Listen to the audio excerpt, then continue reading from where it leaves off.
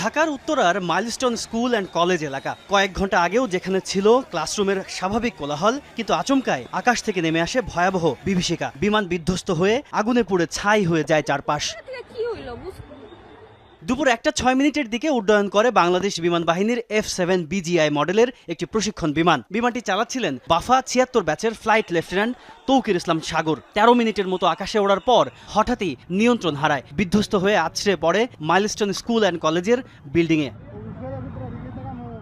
মর্মান্তিক এই দুর্ঘটনায় অনেক হতাহতের আশঙ্কা করা হচ্ছে, যাদের অধিকাংশই কোমলমতি শিক্ষার্থী। এদের মধ্যে কয়েকজন অভিভাবকও রয়েছে বলে জানা গেছে। আহতদের পাঠানো হয়েছে বিভিন্ন হাসপাতালে। জাতীয় বার্ন ইনস্টিটিউটের পরিচালক জানান, এরই মধ্যে অর্ধশতাধিক দগ্ধ রোগী ভর্তি হয়েছেন।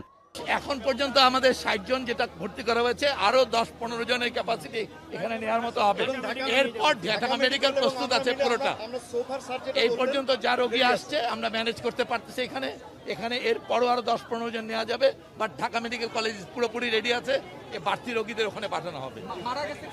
এখানে একজন আর দুজন সব মিলে আমাদের কাছে এই মুহূর্তে 3 জনের মৃত্যু সংবাদ আছে। ঘটনাস্থলে উদ্ধার কাজ চালাচ্ছে ফায়ার সার্ভিসের 8টি ইউনিট, আছে সেনাবাহিনী, নৌবাহিনী ও বিজিবি। ফায়ার সার্ভিস জানিয়েছে প্রায় 1 ঘন্টার চেষ্টায় নিয়ন্ত্রণে আসে ঘটনাস্থলের আগুন। স্থানীয়রা জানিয়েছে বিকট শব্দ শুনে দৌড়ে আসে অনেকে। ক্যাম্পাস জুড়ে ছিল ধোঁয়া, আতঙ্ক আর কান্নার রোল।